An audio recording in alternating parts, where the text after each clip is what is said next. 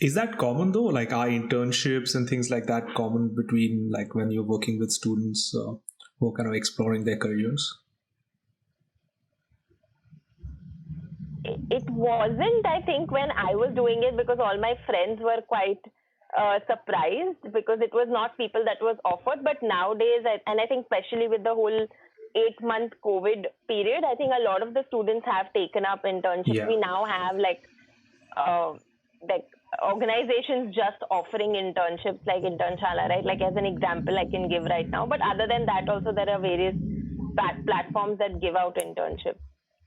Yeah, yeah. I think with reference to internships, there's also like this associated level of skills that you need to get an internship. You need to be able to communicate professionally, come off as somebody who is hireable, even if it might be as an intern. I mean, there's a lot of competition even amongst interns out there, right?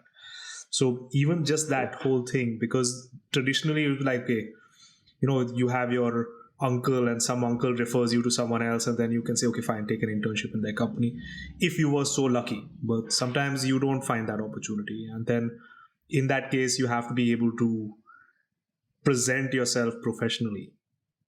And things like, one of my students reached out to me and she said, I would like to be a nutritionist and I want to go to this school. I think she's talking about Nirmala Niketan college. Yeah, so Nirmala, and she's talking about the home science program there. I have no idea about that program, so I said, why don't you find out?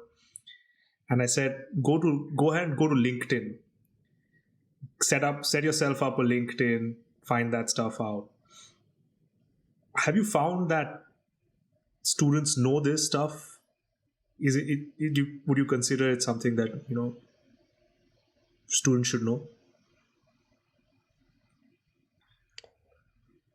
So I think at least the students that we have worked with, I find that majority of the students don't know the value of an internship.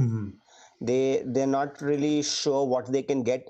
Also, sometimes what is a little off-putting for them is the stipend that they're going to get. So they sometimes feel like, okay, if I'm going to do a full-time or a part-time job, I should be paid a full-time or part-time salary.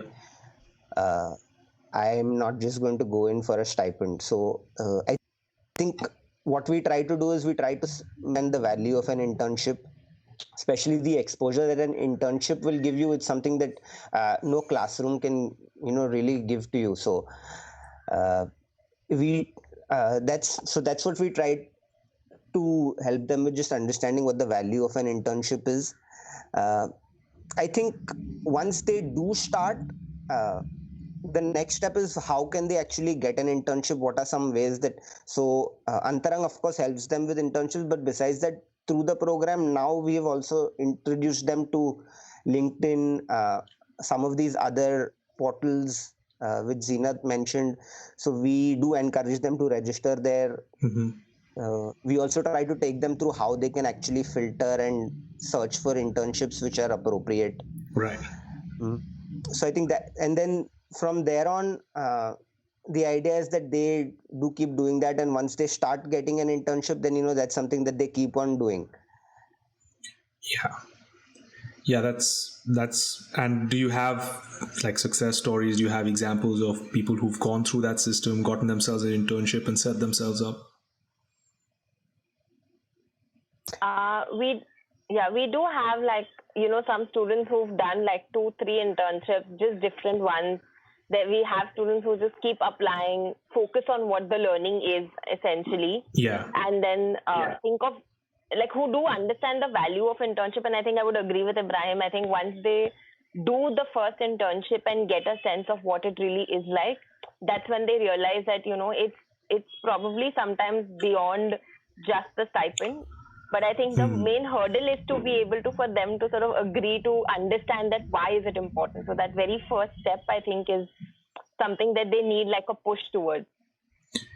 Yeah, definitely. Because I mean, if I was in the 12th grade and like, if I was like, you have to study, and then you have to say, okay, not just studying, but additionally, in addition to studying, you're spending 3 to 4 hours, and you're not really earning money, so you don't have any purchasing power that's going to come out of that, but you're just doing that to invest in your future professional self. it's just going to be like, I'm going to think about that and say, you know what, I'm probably going to do something else. This is not something I want to be doing. So it's definitely tough to get a student to see that.